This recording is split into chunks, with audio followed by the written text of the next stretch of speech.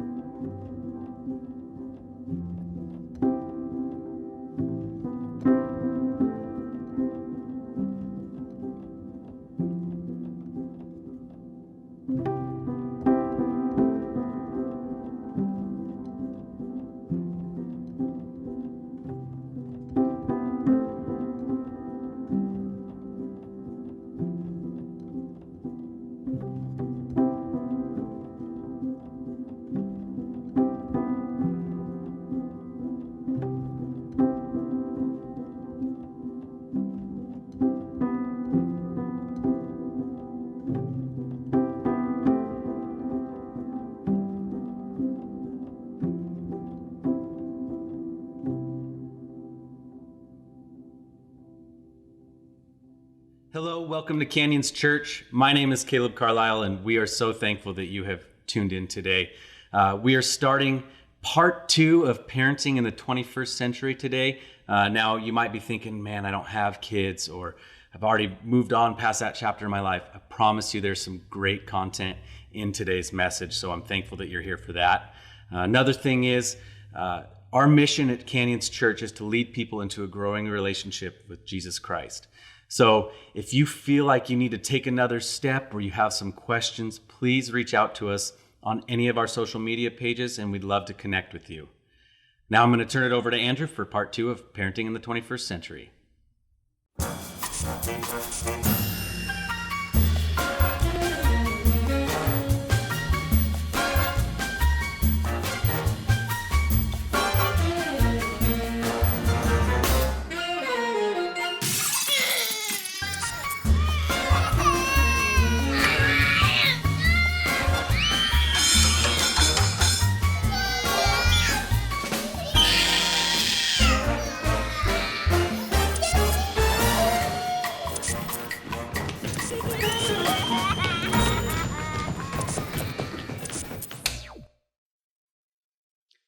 As we start off today, I wanted to tell you some truths. These are truths about you, probably, and the people that you know.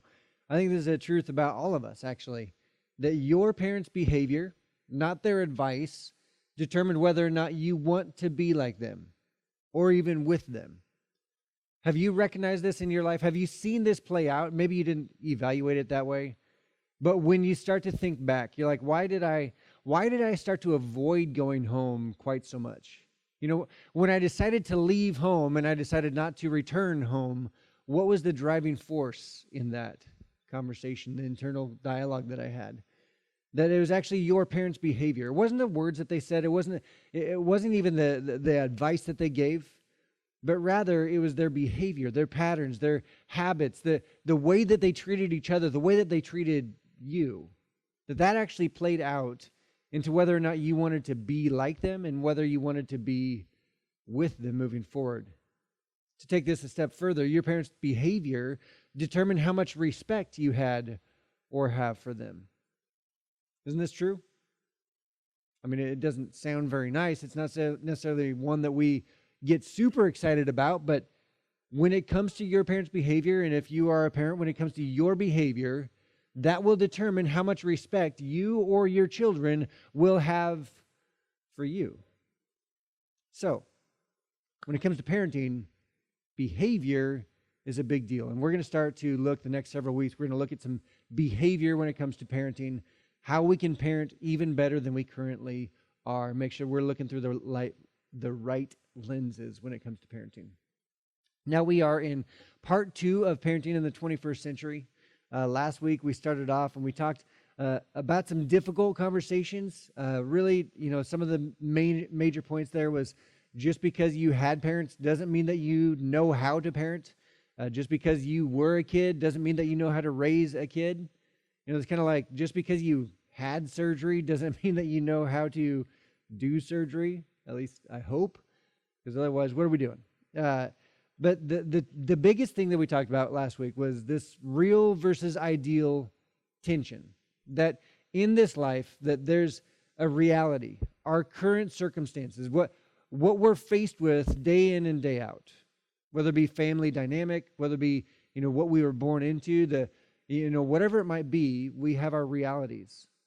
But within our realities, we also have people like Jesus that point to the ideals. And we have people like myself that try to paint the picture of what could possibly be the best picture for you, for your future, for your kids and your children's future. What would that look like? And just because in your current reality, the ideal, the big broad ideal might be out of your reach, doesn't mean that we should remove the ideal from the conversation for our kids, because we should, as parents, we should be vision casting for our kids as far as their academics, as far as their finances, as far as their relationships, everything spiritually, that we should be vision casting what it could possibly look like, even if that is beyond our reach. The pictures that they're up on our shoulders, reaching to heights that we aren't able to reach on our own.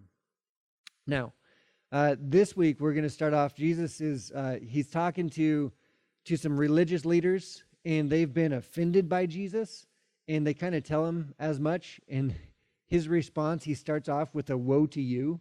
And just a heads up, you never want to be on the receiving side of a Jesus woe to you statement. It's not going to end well for you. But this is what he says in Luke chapter 11, verse 46. Woe to you, because you load people down with burdens they can hardly carry, and you yourselves will not lift a finger to help them. He says, look, you guys do, he's talking to the religious leaders, you guys do a great job of talking about the ideal. You load people down with the burdens of the ideals, the perfect way that life should happen.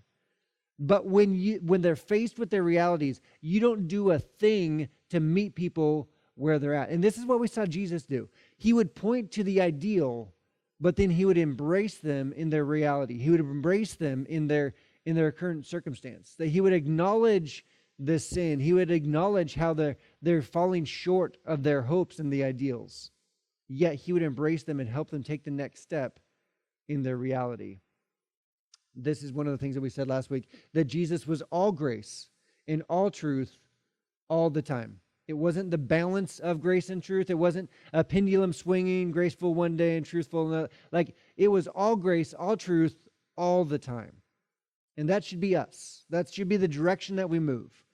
That is, as a church, as Jesus followers, that's hopefully how people describe us. That we don't water down the truth, nor do we turn down the grace. We keep both at a full capacity all the time.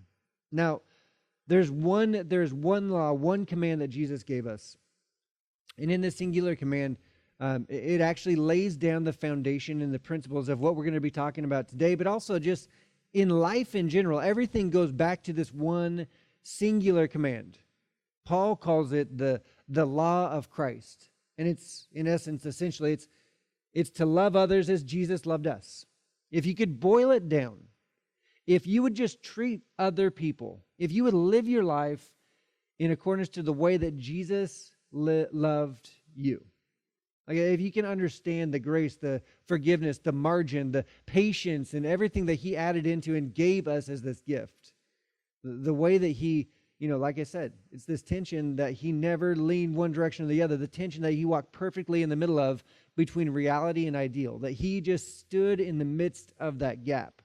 He wasn't going to erase either just because the ideal wasn't within reach, he didn't mean that that vision casting wasn't there for something to move toward. And just because the realities were difficult didn't mean that you turned those down either. Both of them are acknowledged and lived out. Now, something that we talk about on a regular basis here at Canyons Church is that following Jesus will make your life better. And it will make you better at life also. In fact, in this conversation, it'll make you a better parent. And it might sound weird. You're like, wait, that's all, following Jesus, that's all about faith and what you believe. But when you are following Jesus, when it's not just a decision that you make one time, a prayer that you said, when you're a young child, but it's actually a directional shift in your life. I'm going to follow after Jesus. I'm going to have a personal relationship that's going to guide me and lead me in life. I'm going to allow the Holy Spirit to actually help me move forward. That's going to be my guide. When you do that, you will be better at life. In life, will actually turn out better for you. Doesn't mean that it's going to be easier. It'll also make you a better parent, especially in this conversation that we're having. Now, I understand that the knee-jerk reaction to life in general, anytime that we're talking about relationships, anytime that we're talking about transition, what's next for me, this is always the filter. And it doesn't matter how nice of a person you are. This is human nature. This is humanity in a nutshell. This is the lens that all of us look through. What's in it for me? And I want it my way. What's in it for me? I want it my way. And this is absolutely true and very, very, very extremely clear when you first get married. You're like, oh my gosh, this was my life beforehand. I was the only person that had to answer that. What's in it for me? Okay, I'm going to do what's best for me. Well, I want it my way. Cool. I'm the only one. It is my way. Once you get married, you have to include somebody else. And in addition to that, when you have kids, it's like this gets turned up to volume 11, right? Not only that, but this is in your kids too. Like this is their filter for life from the get-go, from day one. This is their perspective. This is humanity, like I said. But when we walk this out, there's this tension. If this is our driving force, it leads into selfishness, right? And this is what Jesus taught against. And selfishness essentially will lead you into fear, insecurity, anger. The ugliness of humanity is driven by selfish behavior, self-preservation. That you want to make sure that your self-perception from other people is intact, right? This is something that I learned actually from my father.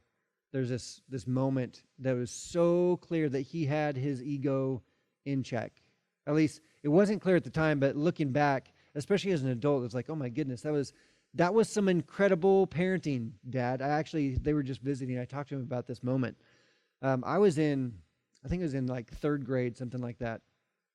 And I had this essentially a defining moment in a conversation with my dad. So I played sports all throughout my life. I still do a little bit. It's getting a little bit slower, moving a little bit slower, not jumping quite as high, but that's okay. So I always loved playing basketball. I'm in third grade. I'm doing really well against my peers. And then my dad, who was also my coach at that age, he had a game that he played. He was a school teacher, and so he had access to a gym. And so he invited me. He said, I'm playing with a bunch of adults. He has this weekly game that he would go to. And he said, I want you to start playing with me. Which I felt like, oh my gosh, here I'm in third grade, and I'm playing against full-grown adults. Not just in my driveway with my dad, but other people I didn't know, right? So I am amped up. I'm so excited. Got my shoes on. I'm ready to go. I got my, my best shorts on, my best jersey on. Like I'm ready to play. And I get there, and for whatever reason, there's another teacher that taught with my dad, and he was a bit of I'll let you decide what he was. But he would do this thing where he was so placating. Like he would say, oh, let Andrew have the ball, and he would like get out of my way and pretend to guard me, like pretend to actually play defense on me. And then I'd make a shot, and he's like, oh my goodness, you're so good, good job. And I understood what he was doing. Like it's almost mocking. Like you don't have to stop playing the game in order for me. I want to play with you. Don't just have a separate game for me to be on the court with you. And then, after I hit a couple shots, then he would start playing head games with me. He's like, okay, yeah, Andrew, you can shoot it again. And then he'd like run out of nowhere and block my shot. And I was getting so frustrated at this grown man that I understood was just messing with a third grader for no reason. And I was so upset at the end of the day. And as I evaluated later, I understood why.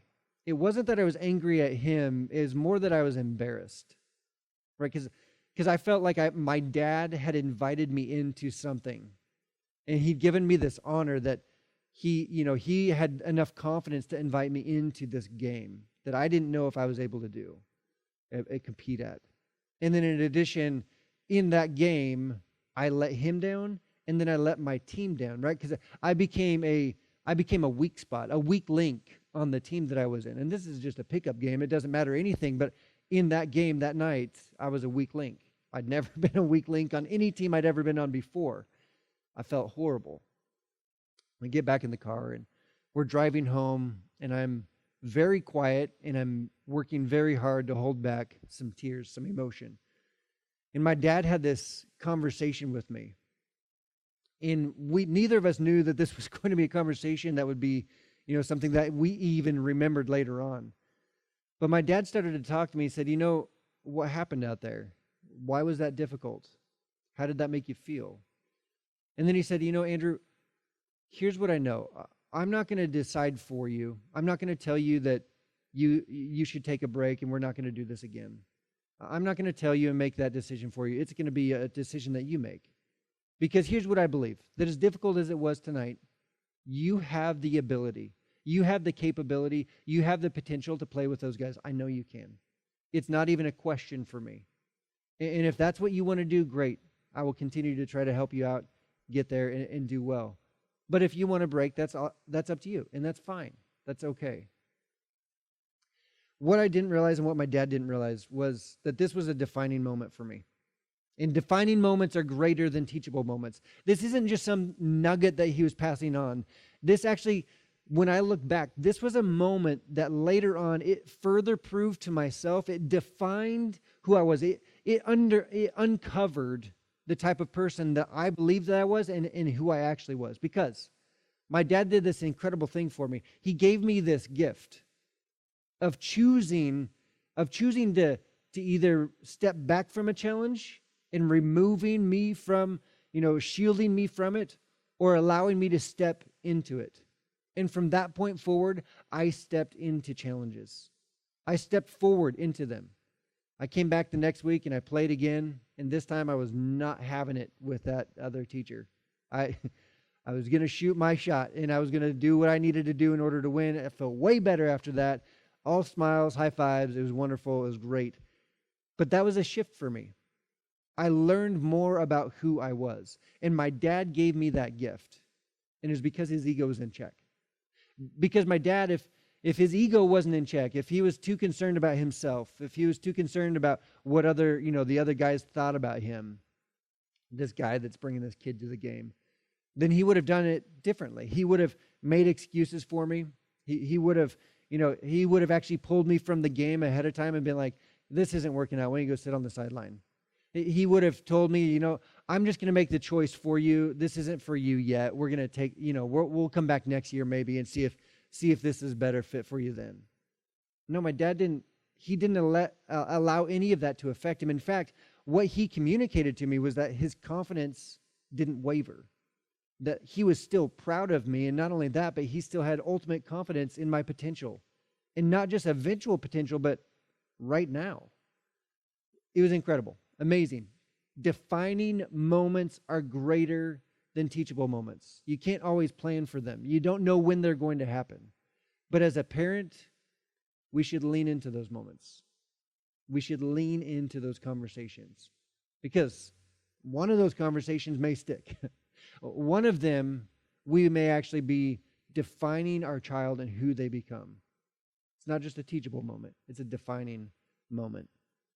Now, what I'm about to say next, it could be incredibly offensive to some of you, and I get that. this is kind of the theme of this series, is because I understand parenting is a sensitive subject, because we're all trying to do it the right way. We're all trying to do it the best that we can. This is something that everybody cares about.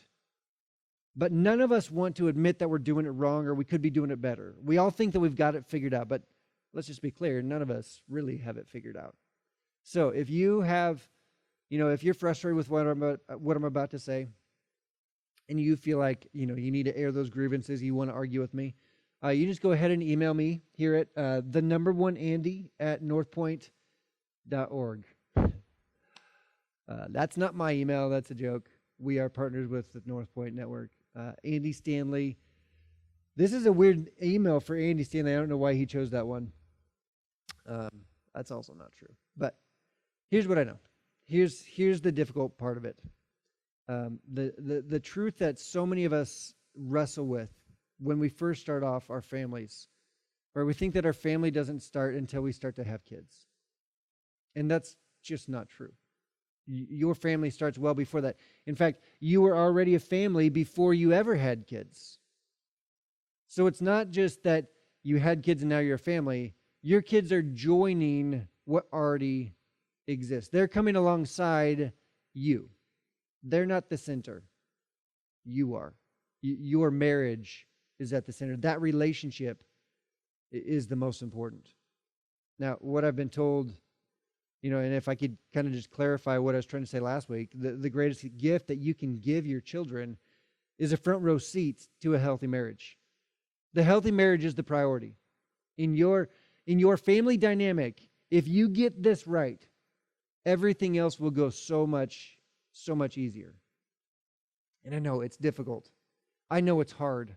I know that it's so easy to be focused on the squeaky wheel, right? Because the squeaky often sounds like crying and throwing tantrums and being upset and yelling and slamming doors and all this stuff. I get that. I get that. And in fact, some of the squeakiness is actually them verbalizing what we feel like we need to hear. I love you so much. Thank you for making dinner. Thank you for doing that. And all of a sudden it's like, oh, I needed that. Right? That doesn't put our child at the center of the relationship, in the center of the family, though. The marriage has to be at the center. Now, I've heard a number of different comments. I've heard a number of different, and this is really what I think they are. And as I say this, I just want you to know I'm not picking out individual people. I'm just saying what I've heard before and around. These are just some thoughts. Well, I can't go to that thing because my kid, and we have an excuse. Well, I can't do that because right now that's and you fill in the blank. Nap time, that's their playtime, or that's this other thing, or they've got to go to bed, or whatever it might be.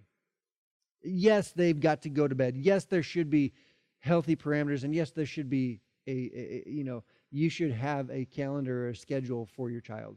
However, that should also not eliminate healthy things for you individually, as well as you as a couple in your marriage, and it shouldn't eliminate things for you as a family.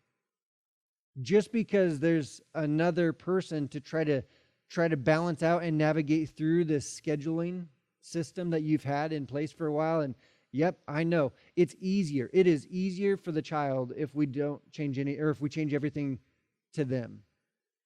But it's also not beneficial necessarily. Because we can talk about priorities. We can talk about values that we have. But until our behavior, not just our words, until our behavior shows each other and our families and our kids that these values are actually going to be intact and they're going to be practiced. So, whether that's going to church, whether that's taking your wife out on a date, whether that is praying, whether that's reading your Bible, you can't just say that that's a value that you have if you're not actively living that out and exemplifying that for your child. You can't hope that your child goes to youth group or gets involved in a small group if you aren't. If you aren't, then what are you really trying to communicate to them? They may go, but they're going to look at it as it's not as important for them, so this is just something I have to do right now, and then later on I'll be done with it. What are you teaching your child as far as your values and priorities with your behavior, not just your words? Remember, that's what we started with. It is the behavior that dictates. It is your behavior that that either earns you their respect or they're going to discard what you say eventually. It's your behavior that's going to prove that. And it's going to be a benefit or not. Here's a thing that I know is incredibly, and I'd be honest with you guys, this is super challenging for me and Amy as well. In fact, one of the most challenging pieces of parenting for us is this. This is the ideal, right? But I will not do anything for you if it's not good for you because I love you. Let me say that again. I will not do anything for you if it's not good for you because I love you. Screen time. Can we just put that up there? Like iPads, iPhones, whatever device that when in your exhaustion, you're just like, I got to have some peace and quiet. You just throw them a device. I get it. It is so much easier that way, isn't it? Like it's just so easy to just give them something to satiate them, to distract them, to, keep them quiet and still for a little bit. I get it. But is that actually what's best for them, or is that just what's easiest for you? I know for me, it is so much easier to take 5 minutes, take 15 minutes, be like, okay, screen time is on now. Ready, set, go. It's on for dad too. I need to decompress for a little while. Is that what's best for them? And if I'm not doing what's best for them, is that an expression of love?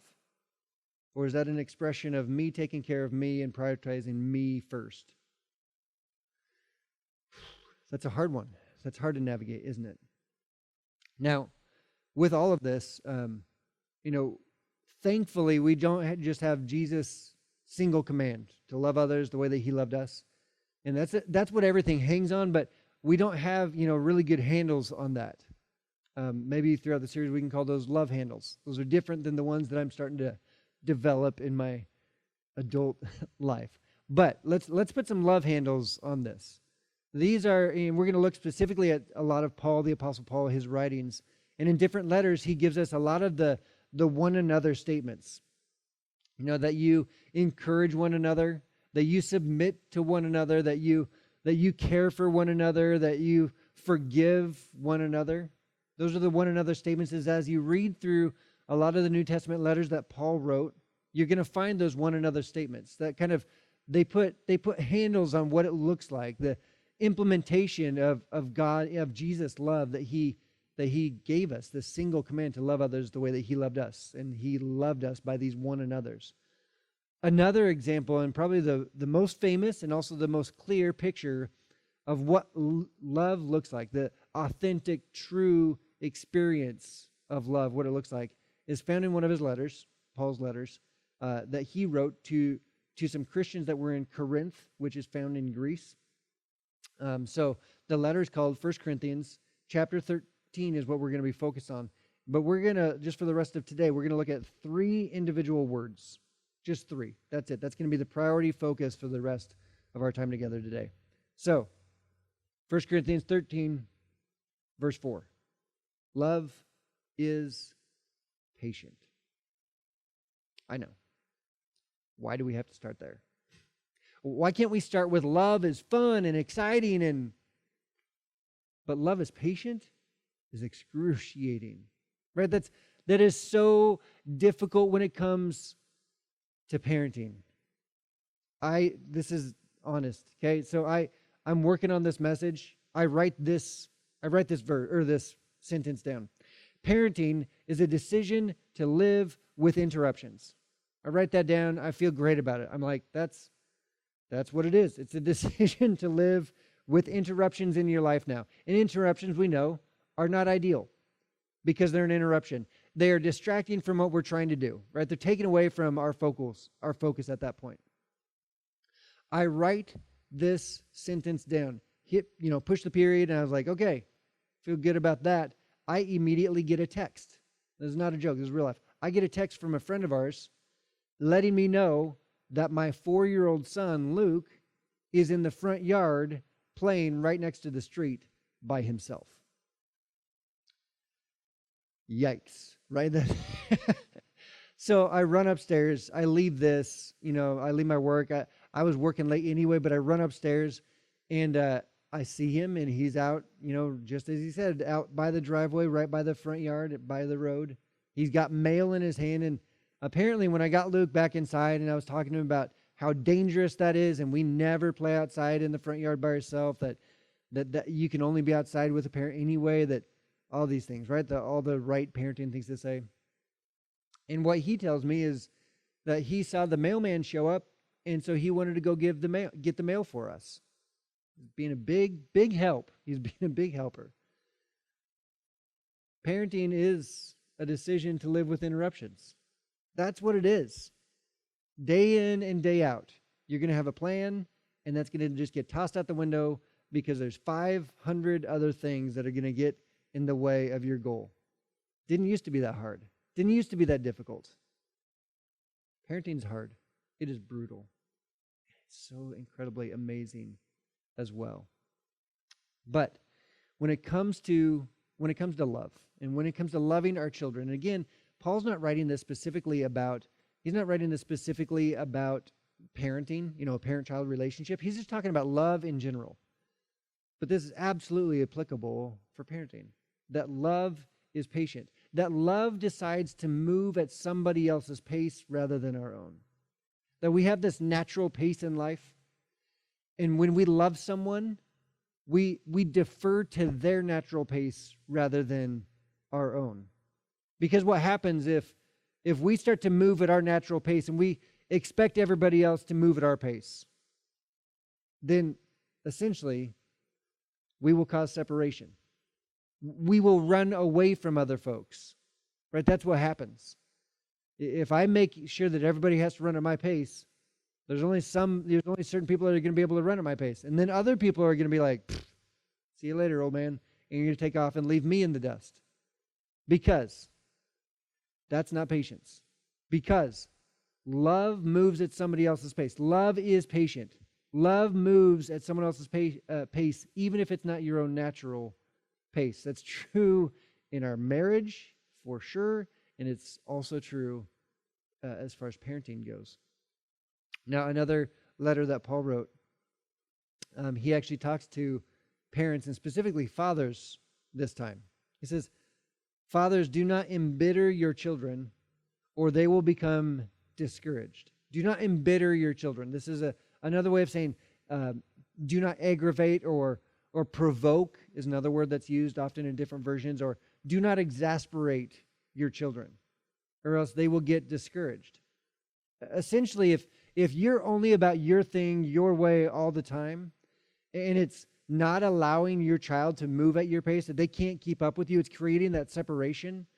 It's creating that separation physically probably, but also mentally, spiritually, relationally, that you're creating this split in the relationship itself. Patience moves at someone else's pace. That's what love does. Now, I don't know about you. I think this is true of all parents. We want our children. This is why it's so sensitive. This is why we're so keyed into this conversation. We want our kids to be as successful and happy as possible. And the number one predictor of relational and professional success is self-awareness. This is the number one predictor of relational and professional success. It's self-awareness. Now, that's good to note. Where does self-awareness come from, though? The number one contributor to one's personal security, emotional quotient, and self-awareness is their home life. That when you move at someone else's pace, when you create this environment, when you decide that you're going to sacrifice your pace just to get it done all the time, always, for somebody else, that you're creating an environment for them to know that they're loved, that they're cared for, that this is safe for them. You're going to give them opportunities to have those directional shifts in life, that it's not just teachable moments that we have, but it's actually even more than that, that it's defining moments that they have. Now, another one of these moments that I experienced was during my senior year of high school, right towards the end of it. And I saw my parents with incredible patience, understanding, and really, there's another piece to this that I think is so huge for parents. So the situation was this: throughout high school, I had thought of a number of different things that I could do with my life. Whether it be finances, or whether it be architecture interested me for a little bit. Woodworking was something that I thought of. There's so many different aspects. Teaching and being a coach, I thought that would be a lot of fun. So many different things I thought of. But then towards the end, I recognized what I was passionate about, what I was doing on my own just naturally. I was involved in church and in ministry. Like I went to Sunday morning church, but I also went to Wednesday night youth group. There's also a Bible study that the youth group, that the guys got together and did. There's also Young Life that I was a part of. Campaigners was like a Bible study for Young Life guys. And then I also was a co-captain for Fellowship of Christian Athletes, which, if you're not familiar, this is a student-led organization that we essentially had youth group, but there weren't any adults. It was just students leading this. I was a co-captain of it. We would have high school about Clarkston size. We'd have between 50 and 60 kids on Friday mornings at 7 in the morning show up to go and enjoy this, what essentially was a peer church service.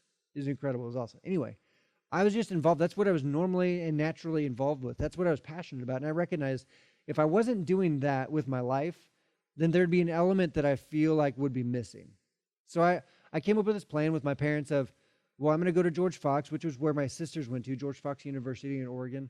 I'm going to go there for a couple years, kind of get my lower classmen stuff all taken care of, my underclassmen stuff all taken care of. And then I would transfer to a Bible college that I was familiar with later on down in Southern California. And I have this conversation. This is the plan. I mean, it's so much the plan that I have a roommate at George Fox already. My parents have paid money to go there. I've started to talk to some of the coaches, because I thought about maybe doing track and stuff like that. My sisters had talked to them about that for me. I was in. And then I had this conversation with my youth pastor. Pastor Chuck was his name. And Chuck and I had this conversation on the phone, and really what it boiled down to is he asked me the question, if you already know where you want to end up, why are you waiting to get there? Why are you waiting for what God has for you right now? And the more I prayed about it, the more I thought about this in this conversation, and he prayed with me about it, I gained more and more confidence that this is what I wanted to do. But now imagine, I'm a senior in high school. I have this whole thing planned out already. My parents are already invested in this other plan. And in a night, like in one conversation that I had upstairs by myself with my youth pastor, I'm going to go downstairs and talk to my parents and tell them that everything has changed. It's exactly what I do. Went downstairs and I said, hey, can I talk to you guys for a minute? And my dad mutes the TV and they look and turn and look at me. And I said, well, I just got off the phone with Pastor Chuck. Here's what I think I want to do instead. I was planning on going to George Fox right away after I graduate from high school. Now I would like to go straight to Bible college and do my all 4 years down there. I feel like that's the direction that God has called me, if you want to use a church term, but I feel like that's what I'm supposed to do with my life. So I don't think I want to wait to get there. I want to just start that part of my life now. And I remember my mom said, well, we should probably pray about that for a little while and just see how this, you're real excited about it now, but let's see in the next week or two how this feels the longer we sit with it. And I, being the 18-year-old kid that I was, I said, Mom, we can continue to pray about it, but this is what I want to do. And that was it. My parents didn't bat an eye. They didn't argue. They didn't try to, reposition. They didn't try to engage the conversation and come at it from a different direction. They didn't try to dictate what I was supposed to do just because they thought it may have been a better choice or a different choice for them. Because for them, I was, George Fox was 45 minutes away. Southern California, where I was moving to, I was on my own. Like, it was going to take some time for them to get to me if I needed to, or for them to get to me. So we had this whole conversation, and my parents did something that I think that the best parenting that I've seen did the same thing. Rather than dictate what the child has to do at the age appropriate, right? At the age of which the child is now becoming an adult and deciding on their own. Rather than dictating what the child does, they put their weight behind what the child has decided to do. My parents got behind my choice, and they pushed as hard as they could. They encouraged me. They supported me. They did whatever they could in order for me to have the best steps possible. Down, in Southern California, a long ways away from them. Worked out for me, though. It worked out for me. But those are incredible moments that my parents had showed me in my life. The amount of patience that they utilized, the incredible patience that they would move at my pace, that they would decide to allow me to make some of those key decisions. That they wouldn't just make the decisions for me. It was my choice. It was my decision to make. They trusted me with that. It all comes back to this. Love is patient. Love is patient. And it's so difficult. Because as parents, we feel like we always know better. Because we always know, like, this is going to be easier if we just do it my way. If we just do it real quick this way. But love is patient. It moves at the pace of the other individual. And I'm going to leave this today with a couple questions for you. First of all, in your life right now, who feels rushed by you? When you walk into a room, who do you know squirms a little bit in their seat? Who do you know, like, shrinks back a little bit? Who do you know has this tension that they feel overwhelmed by you? Who feels rushed by you? Who are you driving away in your efforts to get them up to speed? They're like, come on, gotta go. Who are you actually driving away just because you want them to move at your speed? Who is that? I'm not talking about getting dressed and getting out the door. That's not what I'm talking about. I'm talking about the bigger, broader decisions in life. And always, the question that is the foundation for everything. What does love require? When it comes to your parenting, when it comes to your relationship with your kids, what does love require? I'll give you the answer, at least part of the answer. Patience. It requires patience.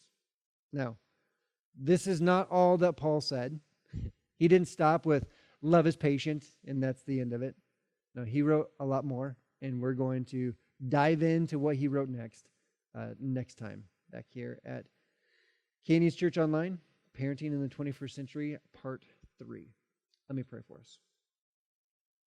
Dear Heavenly Father, we thank you for everything that you do for us. We thank you for our kids. We thank you for the gift that they are. And as challenging as parenting might be from time to time, as exhausting as it is all the time, as difficult as it can feel, God, I pray that you would continue to give us exactly what we need as parents, that you would continue to train us in the way that we need to go in order for our children to have a better opportunity, that our children would be able to reach higher, our children would be able to be even more successful, our children would even have better relationships than we do. God, I pray that we would set our children up as much as we possibly can. And God, I thank you that you've done that for us, that you first stepped towards us, that you first loved us, that you first opened the door, that you first gave us these gifts, that you first opened the door for us to have a relationship with you at all. So God, we thank you for that, and I pray that we would take your example and that we would live it out, especially in the parent and child relationship. In your name we pray.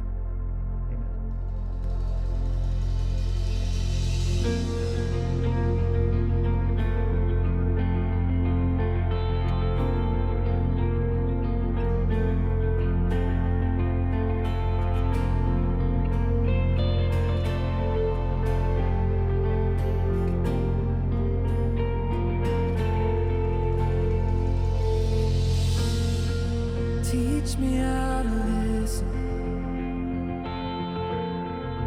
I want to know your voice. Show me how to wait, living in the natural, rise above the noise. Teach me how your heart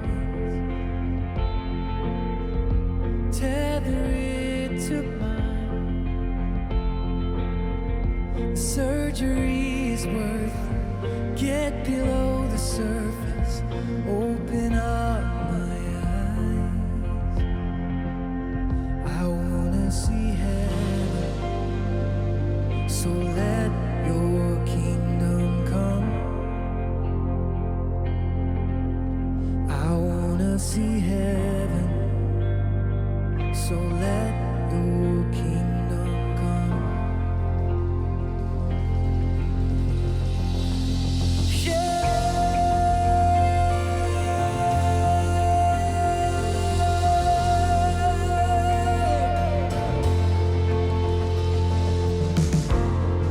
If faith can wake the dead man, and hope can split the sea, help me to remember the kingdom of heaven is living in me. If death it was no match for the resurrected King, then help me to remember heaven is alive and it's living in me. I wanna see heaven, so let your kingdom come. I wanna see heaven, so let your kingdom come. I wanna see heaven, so let your kingdom come. Jesus, I wanna see heaven, so let your kingdom come. I feel the tides are changing. I feel the walls are falling down. I feel the darkness shaking. We're calling up salvation now. I feel the tides are changing. I feel the walls are falling down. I feel the darkness shaking. We're calling up salvation now. I feel the tides are changing. I feel the walls are falling down. I feel the darkness shaking. We're calling up salvation now. Heaven is open, so let your kingdom come. Heaven is open, so let your kingdom come. Heaven is open, so let your kingdom come. Let it come down, Jesus. Heaven is open, so let your kingdom come.